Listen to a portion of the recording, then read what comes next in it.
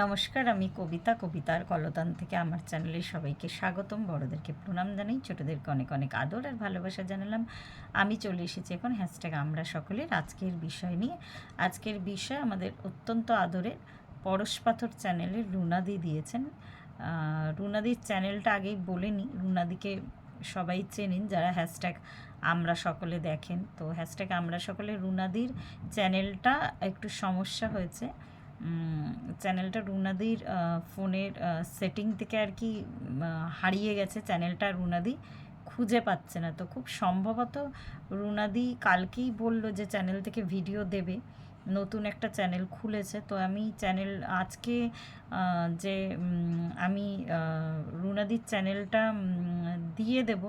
আমি কালকে দেখলাম রুনাদির ভিডিওর কোনো নোটিফিকেশান আসেনি, হয়তো নতুন বলেই আসেনি, আমিও ঠিক বুঝতে পারিনি। আমি আমার যখন ভিডিওটা আপলোড করব তখন রুনাদির চ্যানেলটা আমি দিয়ে দেবো, নতুন চ্যানেলটা। আপনারা দয়া করে প্রত্যেকে যাবেন। আর সবাই জানেন যে রুনাদি কত সুন্দর কথা বলে, আবৃত্তি বলে, খুব সুন্দর সুন্দর প্রকৃতি দেখায়, নিজের সারাদিনের কাজকর্ম দেখায়। তো প্লিজ আপনারা রুনাদির চ্যানেলটা ভিজিট করবেন। আর আজকের বিষয়টা বলি, বিষয়টা খুব সুন্দর একটা বিষয়। বিষয়টা হচ্ছে একটা বর্ষণমুখর দিনে ঘরে চুপচাপ শুয়ে থাকবো নাকি না পূর্ব পরিকল্পিত কাজগুলো করে নেব। তো আমার যেটা বক্তব্য, যে প্রচণ্ড বৃষ্টি যে যখন আর কি নাবে, সেই দিনই আর কি একটা ঝড়ের পূর্বাভাস ছিল। তো কালকে পর্যন্ত সেই রেস চলেছিল, প্রত্যেকেই আমরা জানি। রেমাল ঝড়ের নাম ছিল আর কি। তো আমরা প্রত্যেকেই আমাদের মানে আমি এখন যদিও কটা দিন বাড়িতে রেস্টে আছি, না হলে কিন্তু আমি যেটা পছন্দ করি, যদি এরকম পূর্বাভাস থাকে, এখন তো বেশিরভাগই ওয়েদার ফোরকাস্ট থাকে যে কোন দিন বৃষ্টি হবে, কোন দিন প্রবল বর্ষণ হবে। তো আমি না কাজগুলো গুছিয়ে বসতে বেশি পছন্দ করি, নাহলে অনেকটা পেন্ডিং কাজ জমে যায়। আর পেন্ডিং কাজ জমিয়ে রেখে সেটাকে পরে করা, ওটা একদমই মানে আমার ভীষণ একটা খারাপ লাগার জায়গা।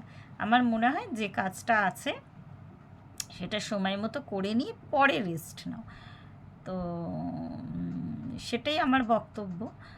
সেরম যদি আগে থেকে তো এখন পূর্বাভাস থাকেই, তো আমি আগে আমার কাজ করে নেব, পরে বাড়িতে বসলাম, খিচুড়ি, আলু ভাজা, বেগুন ভাজা বা বেগুনি খেলাম। তো সেটা একটা নিজের সঙ্গে নিজের সময় কাটানো, পরিবারের লোকেদের সাথে সময় কাটানো। সেরকম বৃষ্টি হলে তো বাইরের কোনো কাজ করা যায় না, প্রবল বর্ষণ হলে মানুষ আটকেই যায়। তো যতই তার কাজ থাকুক না কেন, যখন একদম শহর ভেসে যায় বা শহরতলি ভেসে যায়, যখন বেরানোর উপায় থাকে না, তো আগে থেকে যখন আমি জানি যে এরম হতে পারে, তো কাজগুলো আমার করে রাখাই শ্রেয় আর কি।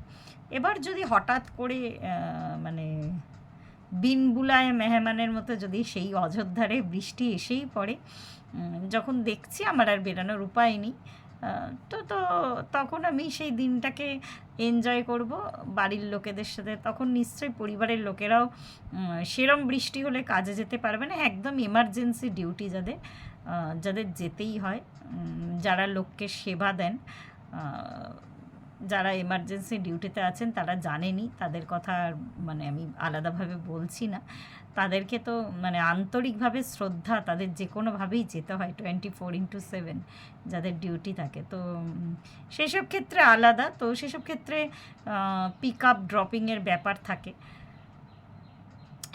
তো এরকম এমার্জেন্সি ডিউটি আমিও একটা সময় করেছি আর কি, তখন আমাকে বেরাতেই হতো।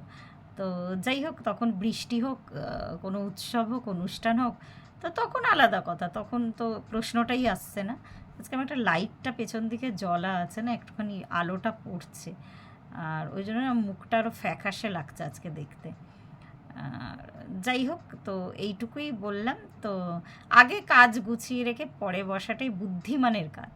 কেন, বর্ষার পরেও বিভিন্ন আরও খারাপ অবস্থা থাকে রাস্তাঘাটে, তো বাইরের কাজগুলো গুছিয়ে রেখে পরে আরাম করে বসো বাড়িতে। তো এটাই আমার বক্তব্য ছিল, এটাই আমার মনে হয়। রুনাদি নিজেও সরকারি চাকরি করে, তো রুনাদিরটা অবশ্যই শুনবো, রুনাদি কী করে। রুনাদিরও আর কি যেতেই হয় আর কি, স্বাস্থ্য বিভাগের সাথে আম, জড়িত আছে। তো যাই হোক, সেরকম হলে কি করে, অবশ্যই রুনাদিরটা শোনারটা বেশি আগ্রহ রইল।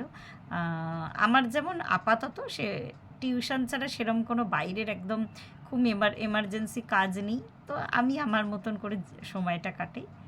তো আজকে এই পর্যন্তই রইল। প্রত্যেকে ভালো থাকবেন, পরিবারের সকলকে ভালো রাখবেন। ধন্যবাদ।